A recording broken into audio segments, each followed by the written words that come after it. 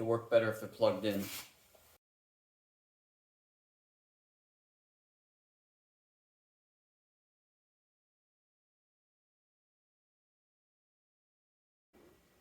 This is a output power PCB for a Dynapak 110 plasma cutter. Friend gave me this and it wasn't working, so I tore into it and I found that this resistor was open. This resistor, R14 and R16, form a divider that sends half of the voltage that goes out to the torch back to the control PCB. So there was no voltage getting back there. So I removed this resistor here. It is a 1 kilo ohm, 5%. I think WW10 is probably the family, 10 watt, and there's no manufacturer's identification on here. This thing was built around 1990. I can tell that from the date codes on the ICs on the control board. So I bought some replacement parts from DigiKey. Purchased some 1 kilo ohm, 10 watt axial resistors to replace R14, and I'm also going to replace R16. So we will see if that solves the problem. If not, I'll continue troubleshooting and try to find the rest of the issues.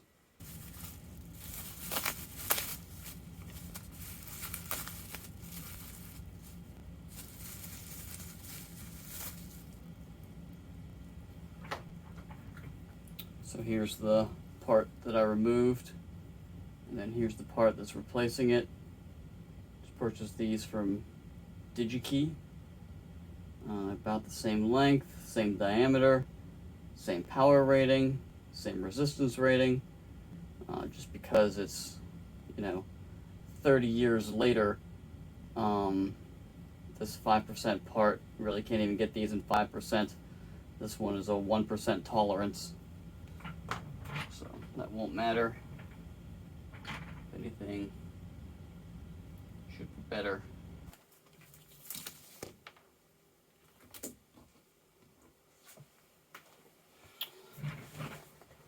So just real quick, we'll look at these two resistors.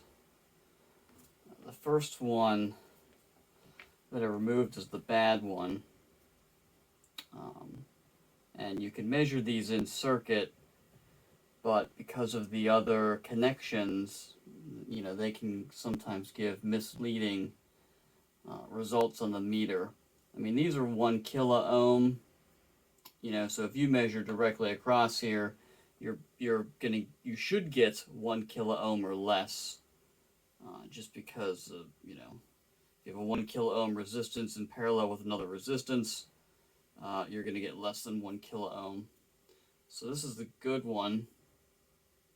So there we go, about 1 kilo ohm, within 5%, so that one's fine. This was the bad one.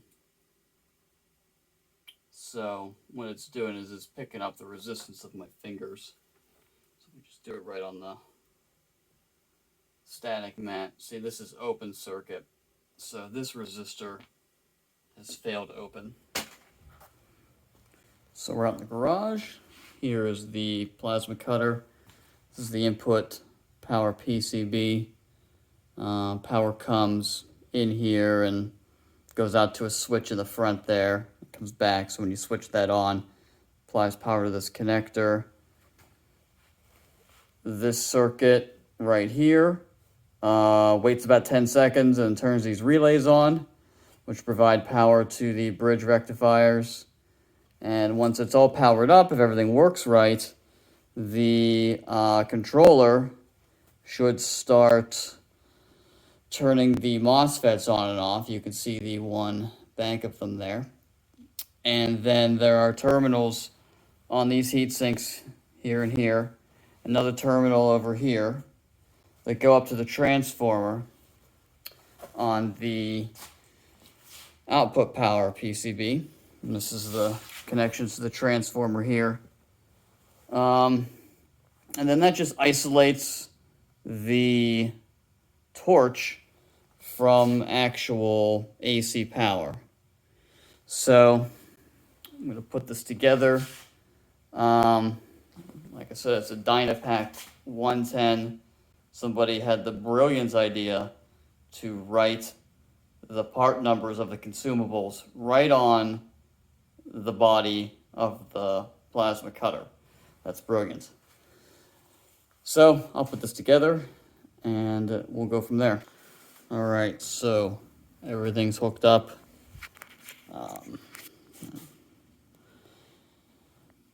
There are these ribbon cables that go between the three boards. This is the control board at the top. And then we have the output board in the middle and the input board at the bottom. So they're a little bit of a pain. This is definitely old construction.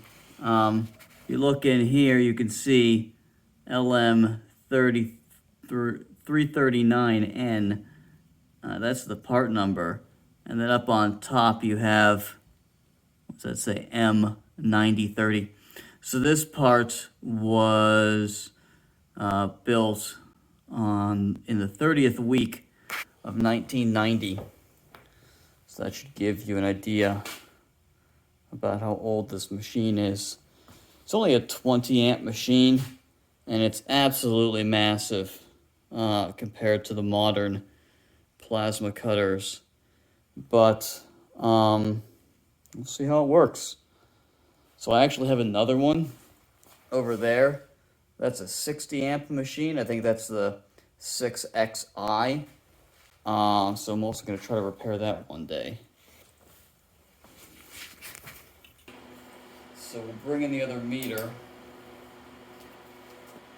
hook it up with some clip leads while I poke around on the control board.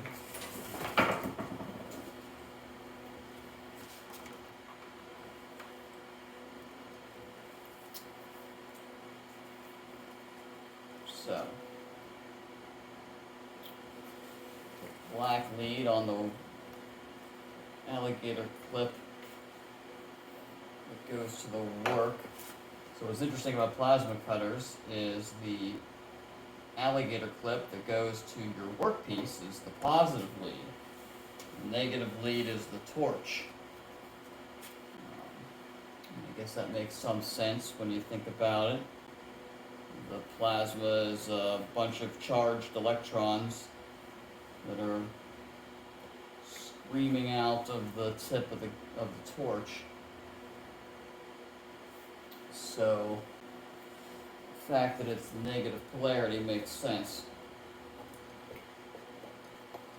I mean, I measured this and I saw that it was 0 volts, so you know, I have some reassurance that this isn't going to injure me.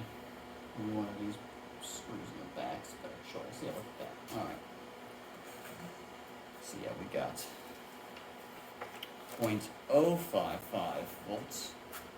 So I'll try to enable this. Something happened. Not sure if you can see this. See, now my DC light is on. I've got negative 149 volts on the torch. So, that's interesting. The DC light wasn't coming on before.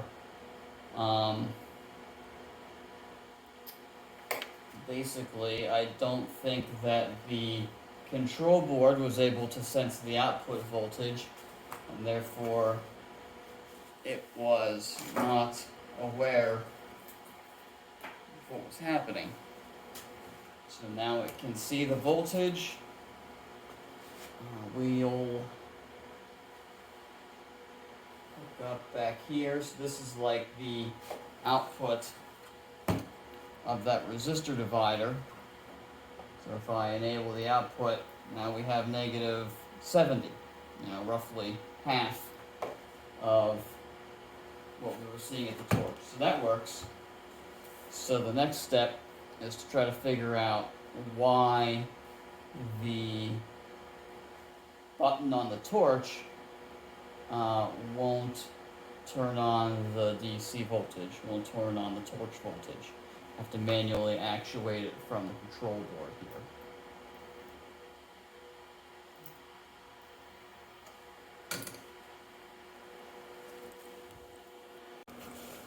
So here is a schematic that I got from the internet for this thing.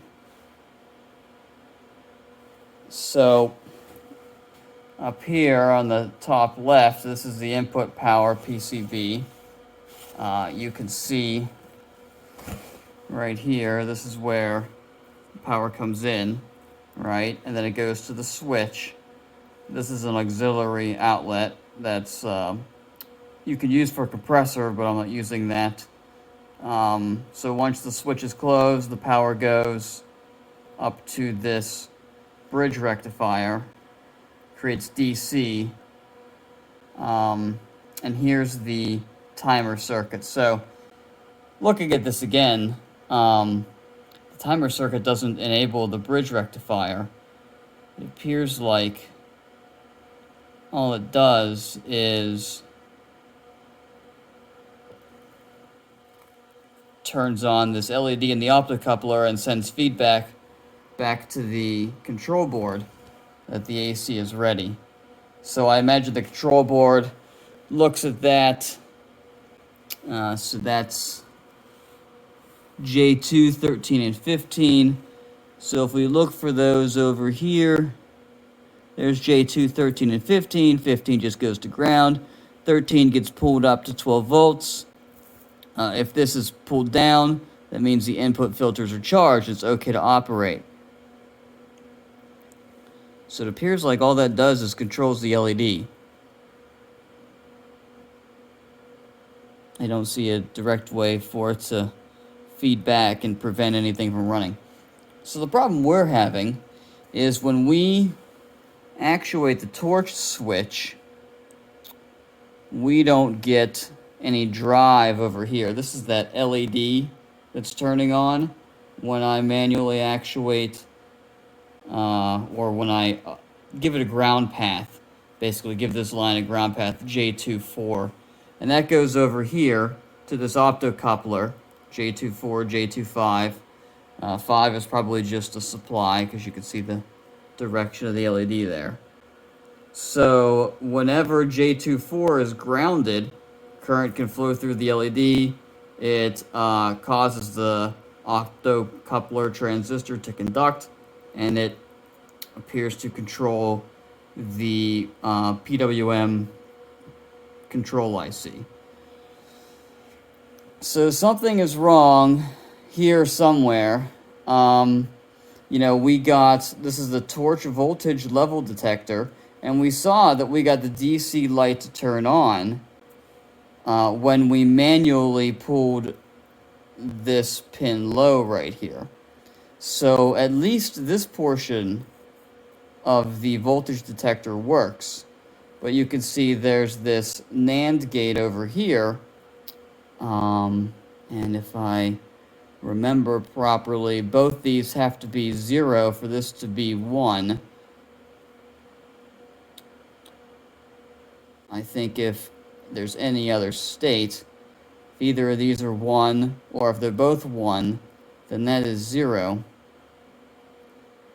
So something here isn't getting through, and this is just a simplified version of the schematic. There are no part numbers on here, but these gates, they all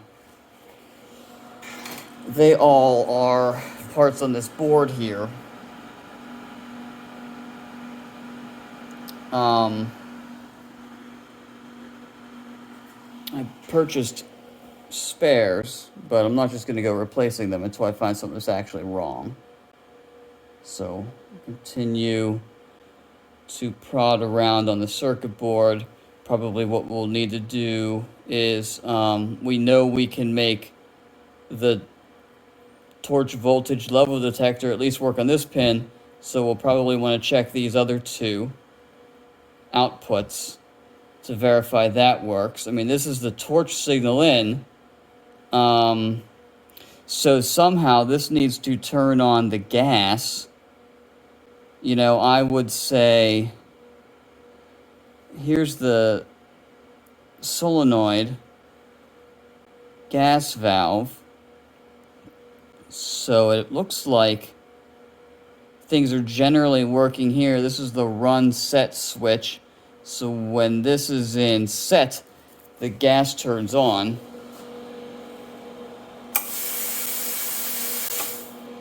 And you're supposed to do that to blow all the condensation out of the line, because I imagine if you have water, you know, in your torch lead somewhere in the tube that brings the air to the head, and then you're shooting plasma out of the tip, that's gonna instantly vaporize the water and possibly cause an explosion. Nobody wants things exploding in their hand.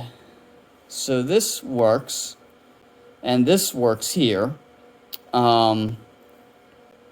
You know, I would say that this probably all works, because for the gas to turn on, that's a triple input AND gate, so all three of those need to be high. You know what I mean? So this probably works here. So if that all works, you know, we've got this OR gate here, and we've got these other NAND gates. Possibly something wrong with them, or maybe one of these timer circuits, like this one here, pre-flow. This turns the air on. You know, it opens the air solenoid, looks for 1.5 seconds until it's ready to energize the output. So, you know, maybe there could be a fault with that circuit. This post-flow, I don't think that's going to come into play. I think that only comes into play once it's on, because, I mean, you can tell, you press the button, gas flows, but as soon as you leave off the button, it stops flowing. So there's no post-flow, which is interesting. So, have to probably pull the control board back out, take it back downstairs, and try to figure out what parts of that circuit aren't functioning properly. All right, so I'm back in the garage. I have taken some notes on the schematic here, added some reference designators and some pin numbers to help me probe the board while in operation. So this is a symbolic logic schematic. This isn't necessarily exactly what's on the board, but, you know, by and large, these symbols on here do link to actual parts that you'll find on the board, and you see that I've notated which parts they relate to and their pin numbers. So I'll get the logic board hooked up, and we'll see how everything looks.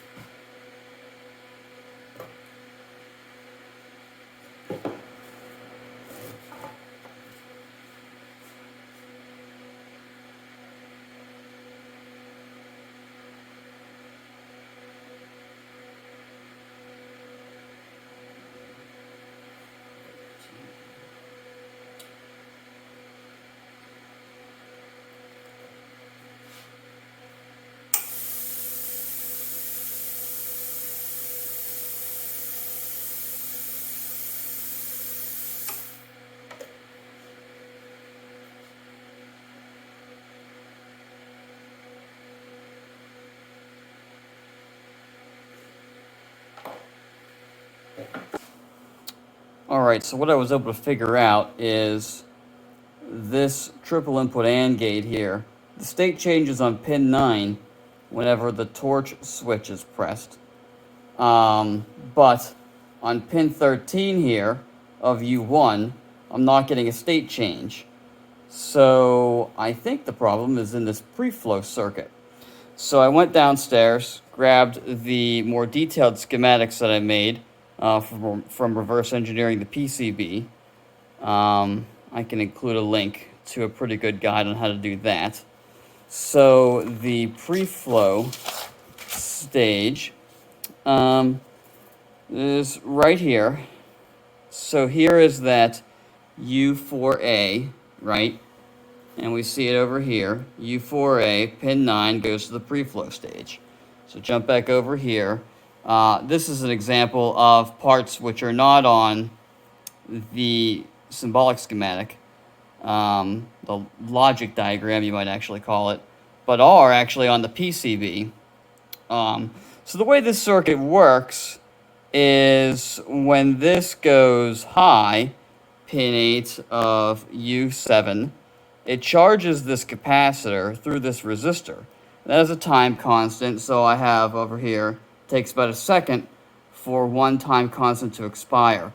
So if we go back over here, we see that pre-flow is a 1.5 second delay. So, I mean, that's, pretty close, reasonably close to what I calculated. So back over here, this capacitor charges, and eventually this voltage increases here through this resistor. The voltage on U8 pin 10. U8 is a comparator. Here's pin 10, pin 11. It's connected down here. There's a voltage divider formed through these three resistors, which gives a reference voltage for U8 11 and for U8 9. So it's just one part. U8 is one part that has 4 comparators inside of it. This third one is used for the post-flow delay, and the fourth circuit is used for the pre-flow delay. So gas or air that flows out of the torch tip before the DC voltage comes on. So there appears to be a problem in this circuit. So this more detailed schematic will allow me to troubleshoot the components themselves and hopefully find where the fault lies.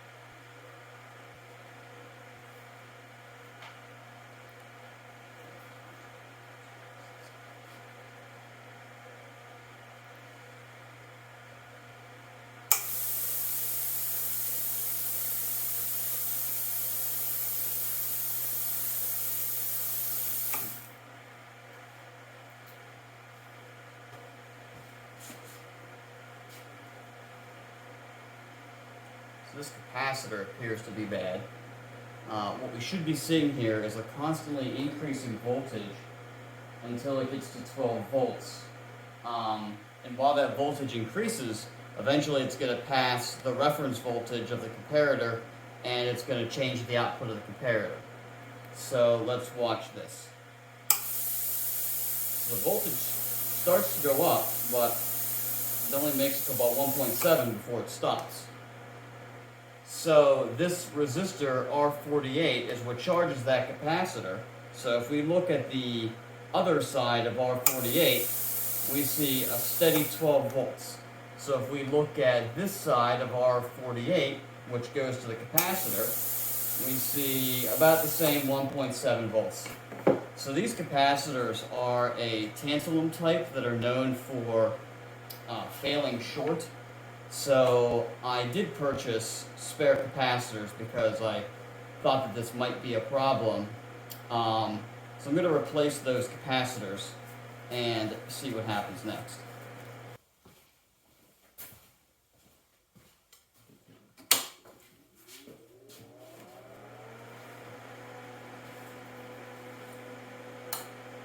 Okay, so I replaced this capacitor here. When I took it off, I checked for leakage current, even at 12 volts when it's, at working voltage, and I didn't really see any. So I'm not going to be surprised if this doesn't fix it.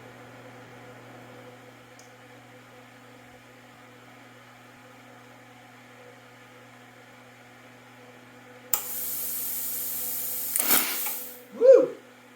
Well, that was surprising.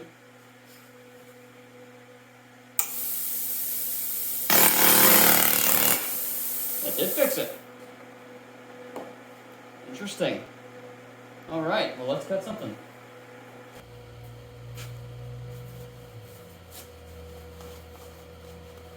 Okay. So I've got a welding helmet on.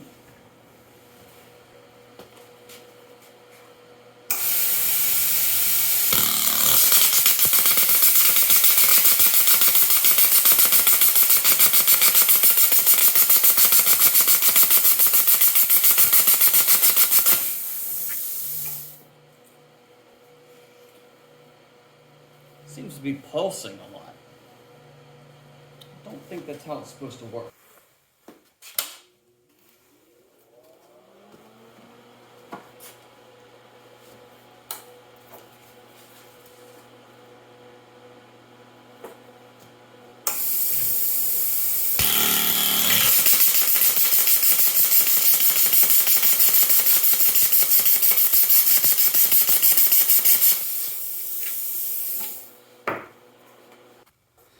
So I've been going over this thing and mapping out other parts of the circuitry.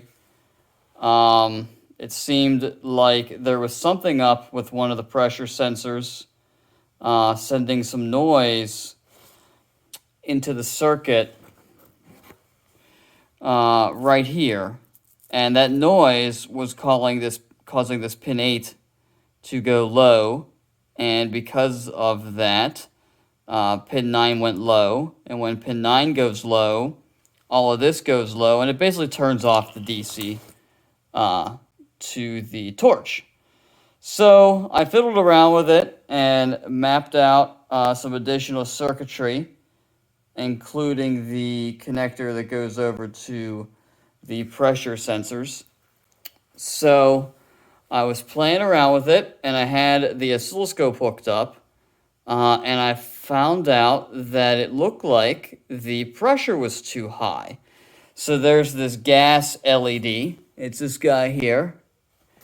That LED is supposed to blink whenever the pressure is too high, and that's controlled by this circuit over here. So this little orange capacitor right there, C37, it's a dipped tantalum type, just like C15 was that I replaced earlier to make the preflow system work. So I'm guessing that that capacitor is bad and the gas light will no longer blink when the pressure is too high. I confirmed this by trying to run the torch and turning the pressure up until the DC and high frequency lights turn off and the gas light does not blink. And then I lower the pressure, and the DC and high frequency lights turn back on, and the torch works fine. So this was a case of the control board doing exactly what it was supposed to do and turning off the arc if the gas pressure was too high, but the feedback to the operator was malfunctioning. So let's take a look at the plasma cutter cutting some 3/16 steel, which is the maximum for this machine, at 20 amps.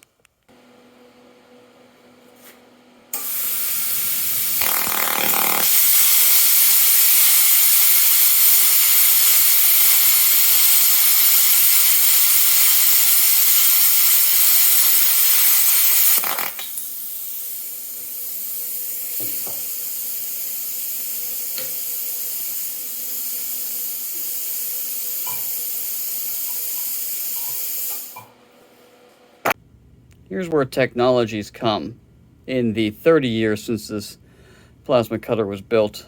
This guy dipped tantalum. I think you might be able to see 1-35. So that's 1 microfarad at 35 volts.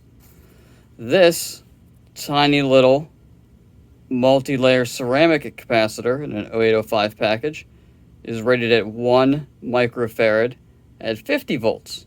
So this part exceeds the ratings of this part, and as an added benefit, it'll never catch on fire. Here we go with the 2 caps replaced.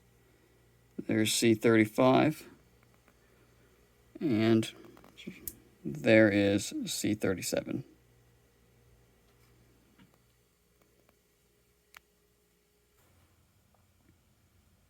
All right, here's the Thermal Dynamics Dynapak 110 reassembled. Just replaced the capacitors for the blink circuits for the AC light and the gas light. So that means turn the unit on, AC light blinks. It was blinking before, that capacitor was fine. But when you turn the set switch on, gas light comes on, and then if you crank up the gas pressure, eventually it starts to blink. And that's what wasn't happening before. So turn that down a bit. Proper gas pressure, set back to run. Let's cut some steel.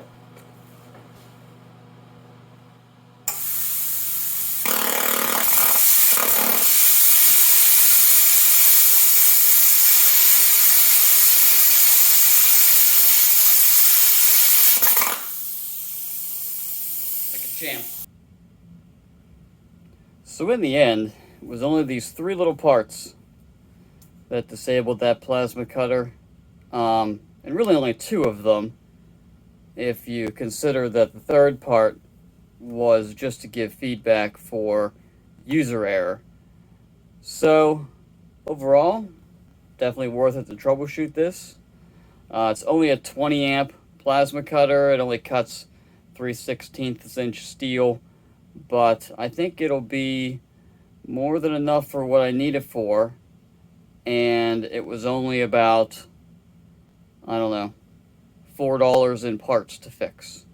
So if you want more information on reverse engineering PCBs and drawing your own schematics, visit Dave Jones on the EEVblog, and stay tuned for the next video where I attempt to fix the 6XI Dynapak plasma cutter, which is a 60 amp unit. Alright, take care.